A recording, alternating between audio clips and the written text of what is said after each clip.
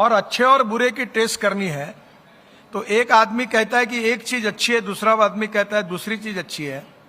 तो इसमें सिंपल बात है कि 2 के बजाय 3 और 5 लोग बैठकर सोचे और जो मेजॉरिटी बोलेगी जो अच्छा है उसको स्वीकार करें और आगे जाए। तो धीरे धीरे मैं कह रहा हूं वही सही है, ऐसा कभी हो नहीं सकता।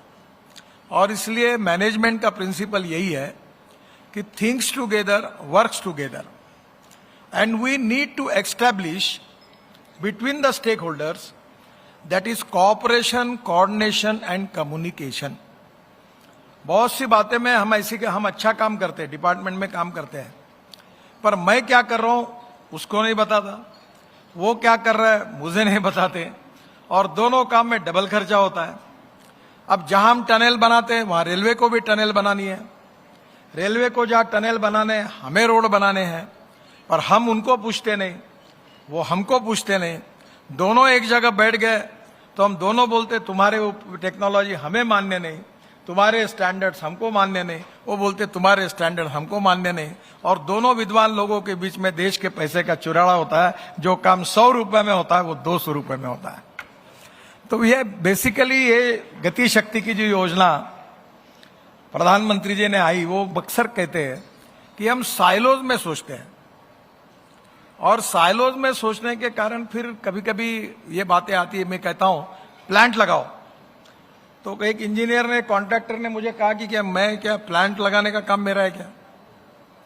मैंने कहा आप रोड बना रहे हो, आप मालूम है आप कितना गलत काम कर रहे हो रोड बनाकर? तो उन्होंने कहा मैंने क्या गलत काम किया, लोगों की तो सुविधा होती है। मैंने बोला रोड बनाने के बाद रोड पे जितने वाहन चलते हैं उसके कारण 35% कम से कम जो पोल्यूशन हो रहा देश में, इस पोल्यूशन को तुम कंट्रीब्यूट कर रहे हो, और इसलिए इसको कम करना भी आपकी जिम्मेदारी है। उसके लिए भी कोशिश करो, और इसलिए ऐसी स्पेसीज लगाओ कि जो कार्बन डाइऑक्साइड को एब्जॉर्ब करे और रोड के ऊपर का जो पोल्यूशन है वो कम करे। ये आपकी मॉरल रिस्पॉन्सिबिलिटी है। तो बिटवीन द स्टेक होल्डर्स हम एक दूसरे की समस्या को भी समझेंगे और निश्चित रूप से मिलकर काम करेंगे तो बहुत बड़ा चमत्कार हो सकता है। और इसलिए आज के इसमें बहुत सी टेक्नोलॉजी है, अलग अलग बातों पर चर्चा है। आज हम कर्नाटक में बैठे हैं, मैं वाटर रिसोर्सेस मंत्री था, और मुझे पता है कि साउथ इंडिया के राज्यों में पानी की समस्या कितनी बड़ी है। और इसलिए अभी हमारी डिपार्टमेंट ने और प्रधानमंत्री जी ने अमृत सरोवर की बात की थी, और अमृत सरोवर के बारे में रोड मिनिस्ट्री बहुत बड़ा काम कर सकती है।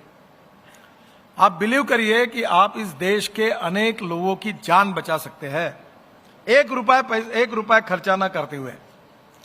मैं इसका उदाहरण बताता हूं आपको कि मैं जिस क्षेत्र से आता हूं वहां 10,000 किसानों ने आत्महत्या की है। विदर्भ महाराष्ट्र का पार्ट है, और मैं भी किसान हूं, और मैं एक्चुअली तो 70-80% गांव में किसानों में ही काम करता हूं। और अभी मुझे 2 डिलीट मिली, 2 एग्रीकल्चर यूनिवर्सिटी की डिलीट मिली, एक एग्रीकल्चर साइंस में, एक पंजाब राव एग्रीकल्चर।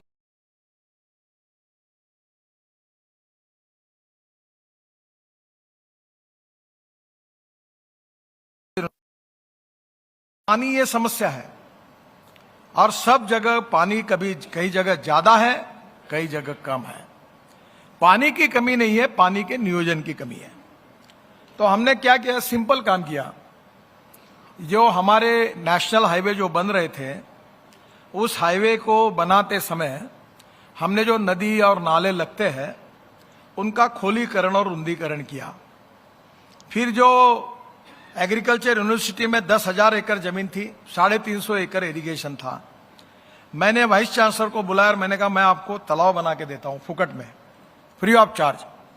तो उन्होंने मुझे जमीन दी, और मैंने कहा आपकी मिट्टी हम रोड पे ले वापरेंगे।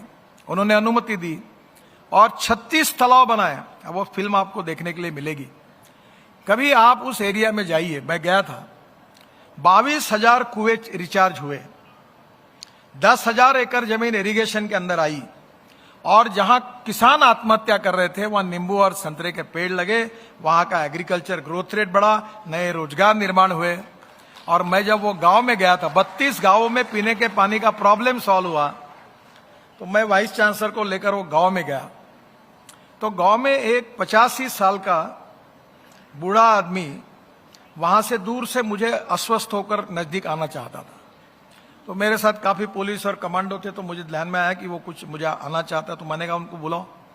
तो वो आए और आने के बाद वो मेरे पैर छूने लगा, तो मैंने तुरंत उनको पकड़ लिया। मैंने बोला आप क्या कर रहे हो? बोले नहीं मुझे पैर छूने दो तुम्हारे। तो मैंने कहा ये मत करो, मैं बहुत छोटा हूं, आप बड़े हो बाबा जी, ये काम मत करो। बोले मैं इसलिए कर रहा हूं कि मैं 85 साल का हूं, मेरे गांव में पीने के लिए पानी नहीं था।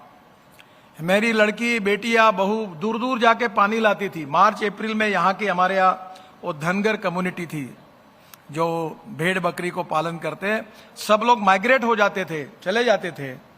अब गांव में पानी आया, मेरे पास 4 एकड़ खेती है, मेरा कुआं 1 घंटा पानी देता, आपने ये कर दिया 24 घंटे पानी मिल रहा है। हमारा सबका जीवन बदल गया है, केवल मुझे आपके पैर छूने दो। उसके आंखों में आंसू थे, 1 रुपया खर्चा नहीं हुआ। NHI को फुकट में मट्टी मिली, गांव वालों को पानी मिला। तो मेरा आपको यही अमृत सरोवर की योजना है जिसके चर्चा होने वाली है कि दौड़ने वाले पानी को चलने के लिए लगाओ, चलने वाले पानी को रोकने के लिए लगाओ, और रुके हुए पानी को जमीन को पीने के लिए लगाओ। गांव का पानी गांव में, खेत का पानी खेत में, घर का पानी घर में। और हमारे एक कहावत है, आम के आम गुठली के दाम। 1 रुपए का खर्चा, उल्टा कॉन्ट्रैक्टर का फायदा हो गया, उसको रॉयल्टी फ्री एग्रीगेट मिल गया, तो कॉन्ट्रैक्टर का बेनिफिट हुआ। उधर पानी कंजर्वेशन होने से किसानों को पानी मिल गया। सरकार जो लेक बनाती थी अमृत लेक, वो सरोवर उनके पैसे बच गए। तो ऐसी बहुत सी बातें हैं कि रोड बनाते बनाते हम बहुत सी बातें कर सकते हैं। ऐसी इनोवेटिव आइडियाज की भी चर्चा यहाँ होने वाली है, जब होगी तब उसकी हम जरूर चर्चा करेंगे। एक रोड के बारे में बाकी बातें आएगी टेक्निकली, कि कॉस्ट ऑफ कंस्ट्रक्शन को कम करना और क्वालिटी ऑफ कंस्ट्रक्शन को इंप्रूव करना। मुझे बहुत इस बात का दुख होता है कि अपना पैसा जब यूज करते हैं तो हम बड़े सावधानी से करते हैं। कहीं भी खर्चा करना पड़ता है तो आप देखिए, मैं भी उसमें होता है, मेरा ऑफिस मेरा एयर टिकट निकालता है, तो वो इकोनॉमी क्लास का टिकट रहता है, तो आजकल उसमें टिकट में नाश्ता इंक्लूड होता है। तो मैंने एक माइन्यूटली देखा कि कोई भी मंत्री और कोई भी सरकारी अधिकारी टिकट लेते समय विथ नाश्ते वाला ही टिकट लेता है, भले वो खाए या ना खाए, क्योंकि पैसा सरकार भरती है। मैंने अभी तक एक भी ऐसा सरकारी अधिकारी और मंत्री नहीं देखा मेरे सहित कि जिसका टिकट जो निकलता है वो नाश्ता इंक्लूड होता है। फिर मैंने देखा कि बहुत से लोग तो नाश्ता खाते नहीं, फिर टिकट क्यों लेते हैं? क्योंकि पैसा सरकार का है। ये जो मानसिकता होती है कि सरकार का पैसा हमारा पैसा है, कॉस्ट ऑफ कंस्ट्रक्शन जो है उसको कम करेंगे और क्वालिटी ऑफ कंस्ट्रक्शन को इंप्रूव करेंगे, तो ये हो सकता है। और उसको सीखने के लिए टाइम लगता है। मैंने अपने कॉन्स्टिट्यूंसी में 750 किलोमीटर कंक्रीट रोड बनाए। आप कभी आइए मेरे यहाँ, अब मेरे यहाँ हमारे यहाँ गड्ढा ही नहीं मिलता कहीं आपको। 25 साल हो गए, रोड मेंटेनेंस का भी काम नहीं होता। हाँ, एक बात जरूर है, ये मेरे काम से हमारे कॉन्ट्रैक्टर कारपोरेशन के अधिकारी मेरे ऊपर जरूर नाराज हुए, क्योंकि वो हर साल मेंटेनेंस का काम निकलता था, वो बंद हो गया। पर आज वो होता नहीं। अभी सब जगह मैं देख रहा हूं, बरसात आ गई और क्या इतने डांबर के रोड सब गड्ढे पड़ गए। 2 साल में 3 साल में उखड़ जाते, कितने भी अच्छे बनाओ, क्योंकि डांबर और पानी की दुश्मनी है। और इसलिए जहां बरसात ज्यादा होती वहां डांबर के रोड बढ़ाना उपयोगी नहीं है। तो मैंने तय किया था कि सीमेंट के रोड बनाए। तो सीमेंट के रोड बनाने की बात की तो सीमेंट वालों ने कार्टेल बना के रेट बढ़ाया। तो मुझे इतना गुस्सा है कि मैंने बोला मेरा विड्रॉ, अब बिटुमेन को बनाओ। अब प्रॉब्लम यह है कि टेक्नोलॉजी बदल गई। अभी जहां बिटुमेन का अच्छा मजबूत रोड है जो हर साल 2 साल के बाद हम मेंटेन कर रहे हैं, उसके ऊपर अगर सीमेंट कंक्रीट का व्हाइट टॉपिंग अगर हमने किया, या बेंगलोर में हुआ है, काफी जगह हुआ है, मेरे कॉन्स्टिट्यूंसी में हुआ। अभी मुंबई म्यूनिसिपल कारपोरेशन, मुंबई में हर साल रोड खराब होते थे, हर साल गड्ढे पड़ते हैं और मुंबई में पानी हर समय सब जगह रुकता है। तो मैंने एक बार मुख्यमंत्री और कमिश्नर को कहा कि ये इकोनॉमिक कैपिटल है देश का, ये इतना होता है, आप बोले इसके ऊपर उपाय क्या है? मैंने बोला आप इस पूरे रोड को व्हाइट टॉपिंग में कंक्रीट में 6 इंच 8 इंच का डाल के कंक्रीट में कन्वर्ट करो।